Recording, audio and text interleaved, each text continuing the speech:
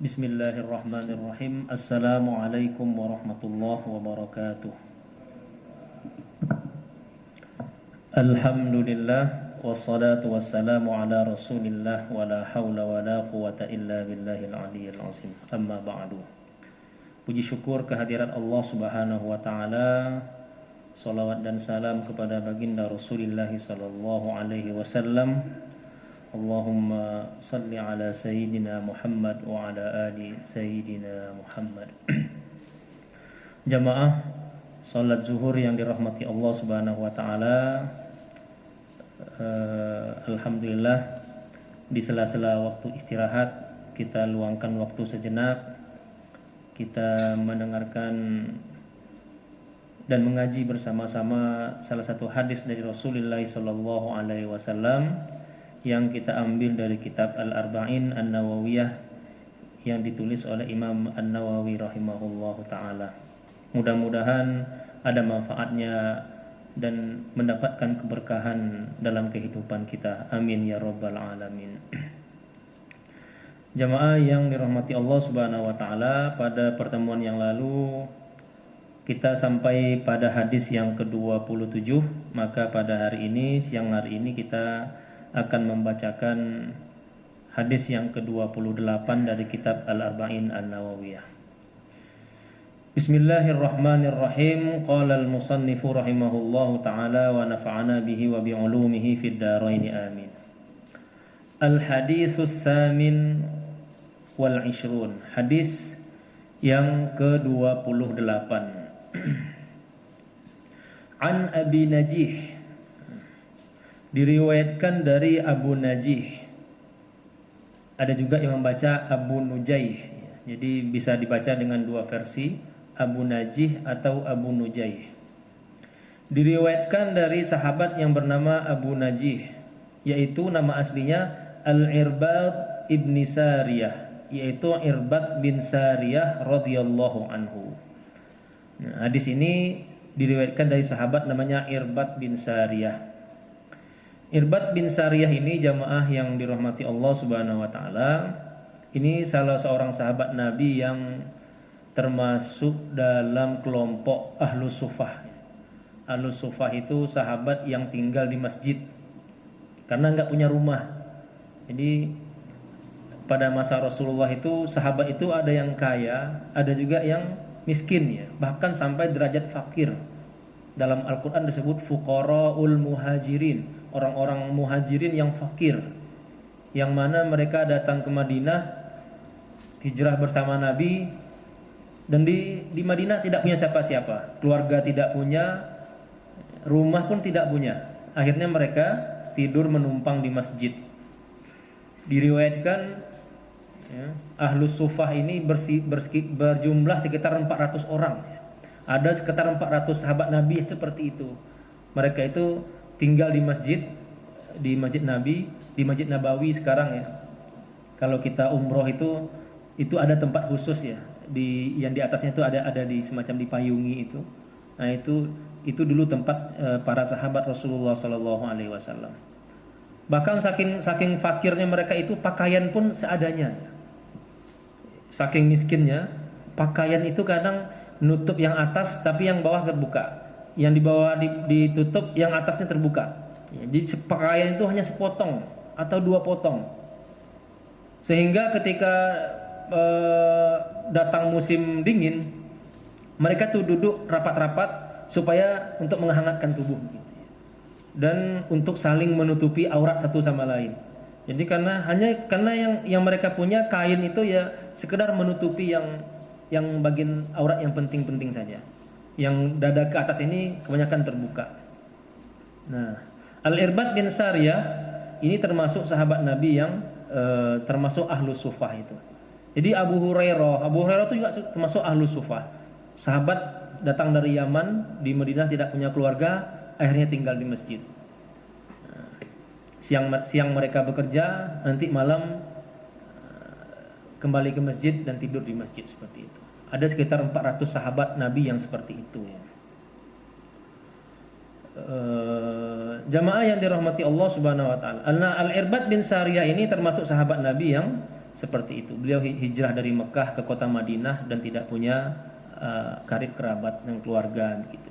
Dan sepeninggal Nabi, Irbad bin Sariyah ini pindah ke Syam ya, daerah Suriah kalau sekarang, dan beliau meninggal di Suriah itu di kota, kalau dalam bahasa Arab namanya Hims, kota Homs ya, kalau kita lihat dalam peta itu kota Homs di bagian utara Suriah yang berbatasan dengan Lebanon.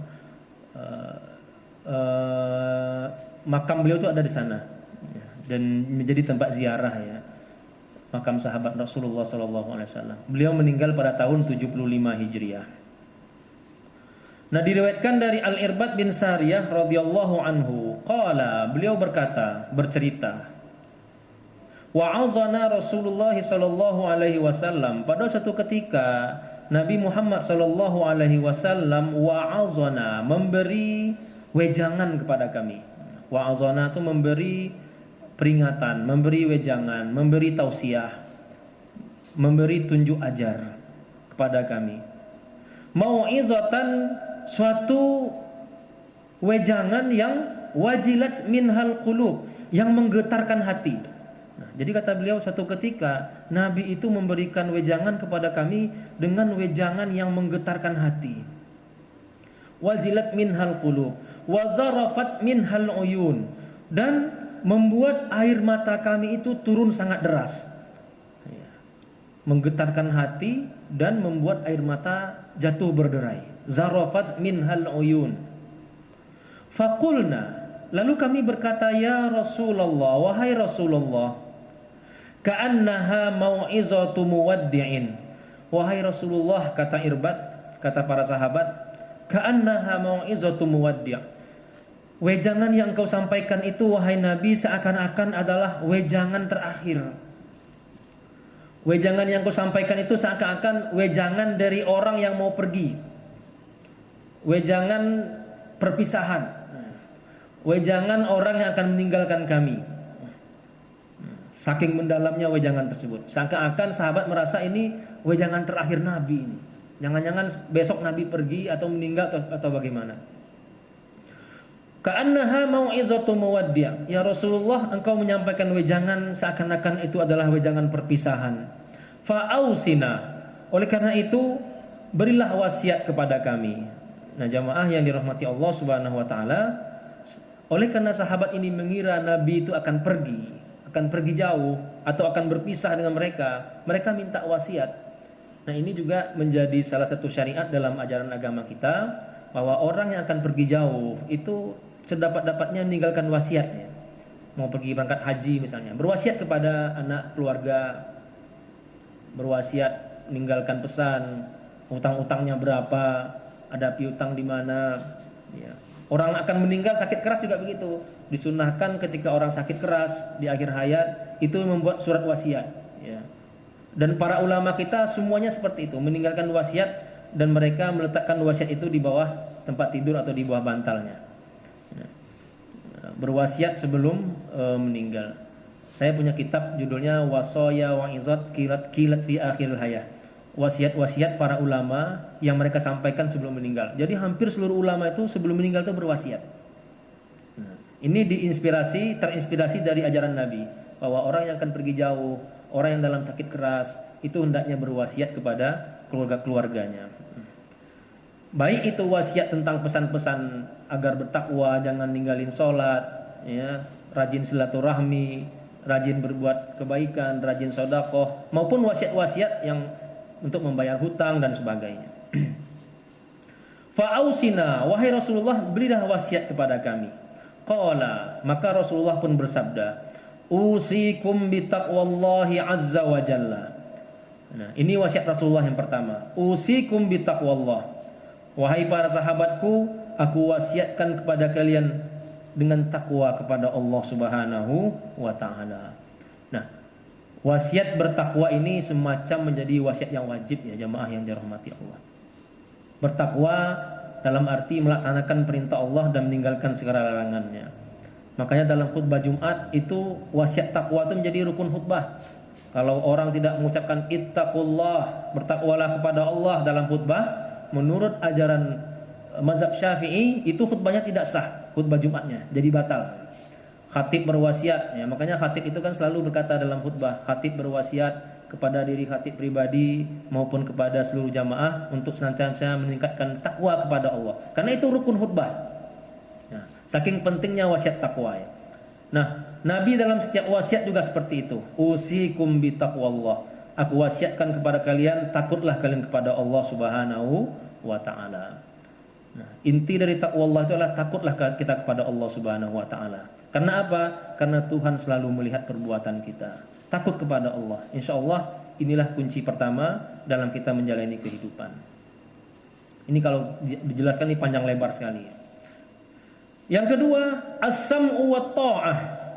Wa in ta'ammara 'alaikum 'abdun. Wasiat Nabi yang kedua adalah as-sam'u wa ta'ah. Selalu mendengar, maksudnya mendengar ini patuh.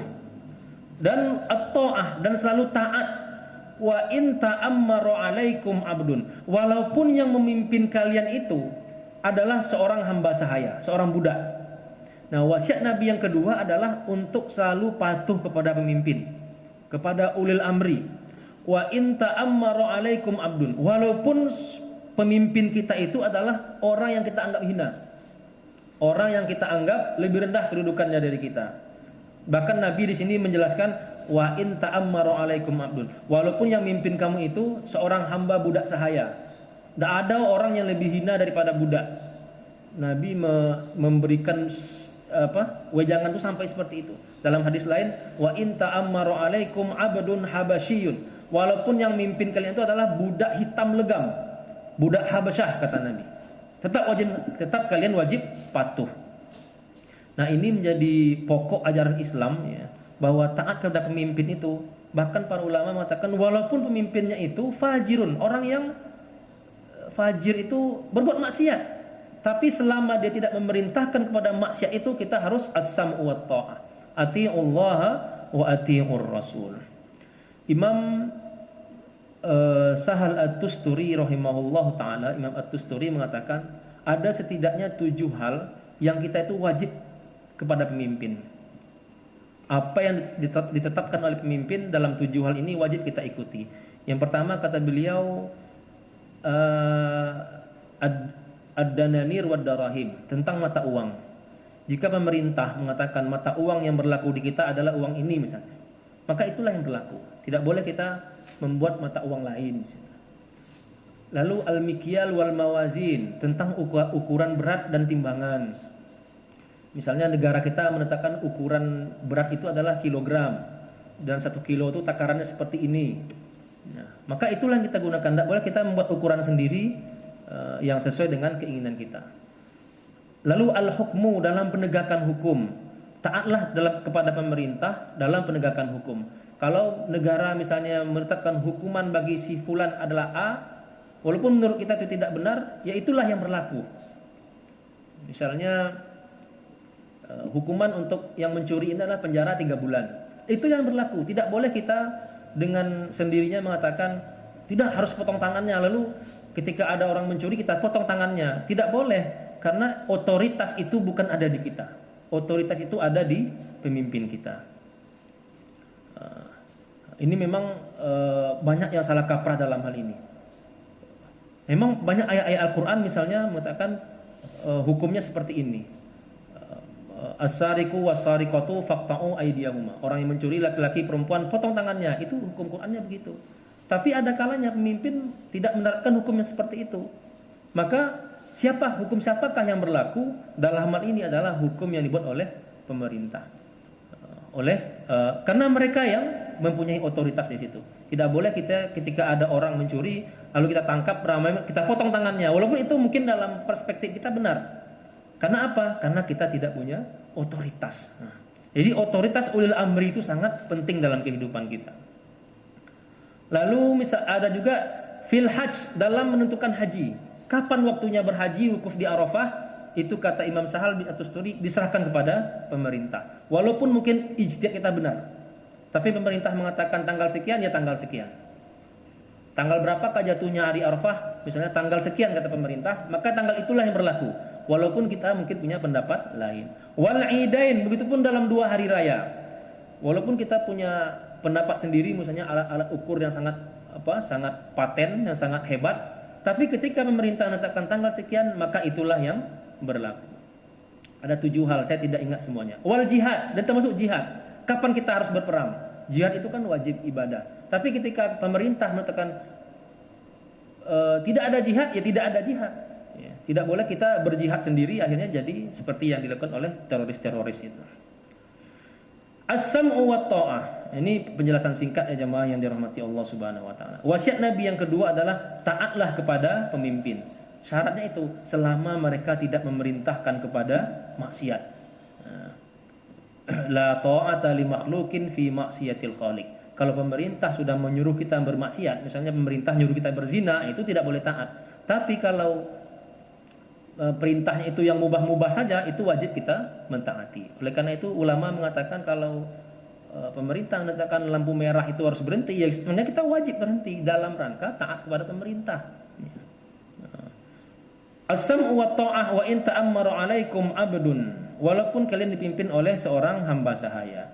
Fa innahu may ya'ish minkum fasayara ikhtilafan katsira. Karena ketahuilah orang-orang siapa yang hidup di antara kalian sepeninggalku, kata Nabi, fasayara ikhtilafan katsira, pastilah akan melihat perbedaan silang sengketa yang sangat banyak di dalam kehidupannya.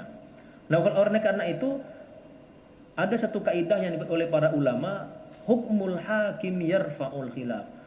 Ketika silang sengketa terjadi, banyak pendapat di antara umat manusia, maka pendapat siapakah yang kita gunakan? Yaitu pendapat resmi yang dikeluarkan oleh ulil amri, as-sam'u wa ta'ah tadi.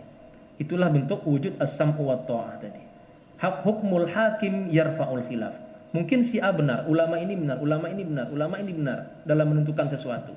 Tapi yang diputuskan oleh pemerintah, itulah yang berlaku, tanpa menyalahkan yang lain-lain tadi. Itu pentingnya otoritas sebuah negara. Fa'alaikum bisunnati. Nah, ini nasihat Rasulullah yang ketiga.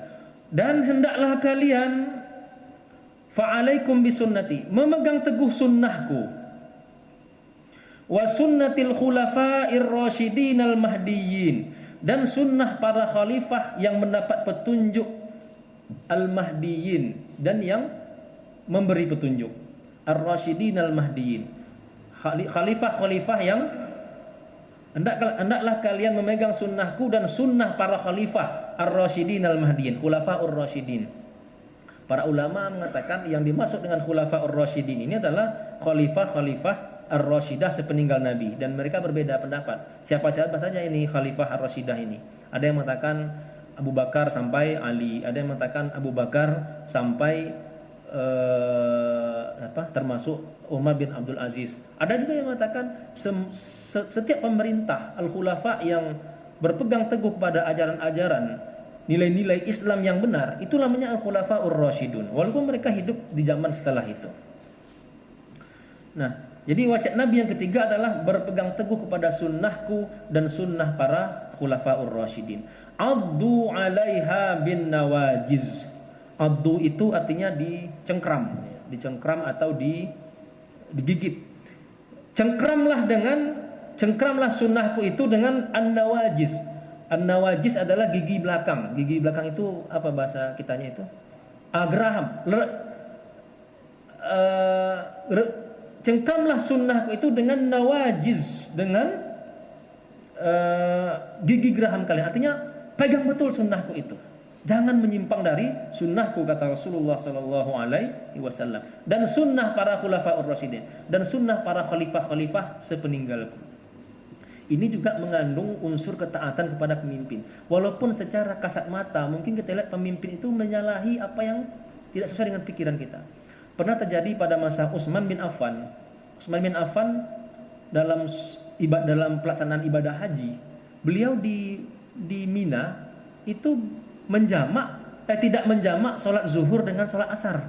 Padahal sunnah Nabi adalah sholat zuhur dan sholat asar itu ketika pelaksanaan haji di Mina itu dijamak pasar. Tapi ketika Utsman menjadi khalifah dan naik haji, beliau tidak jamak. Maka para sahabat kemudian terjadi kehebohan. Bagaimana nih Utsman telah melanggar sunnah Nabi? Maka ditanya pada sahabat yang sepuh-sepuh, beliau mengatakan ikuti Utsman. Ya, ikuti Utsman. Walaupun kalian tidak setuju dengan Utsman, karena secara kasat mata kalian melihat Utsman melanggar sunnah Nabi, itu tidak termasuk dalam pelanggaran sunnah Rasulullah Sallallahu Alaihi Wasallam. Begitu pentingnya kita mentaati kepada pemimpin.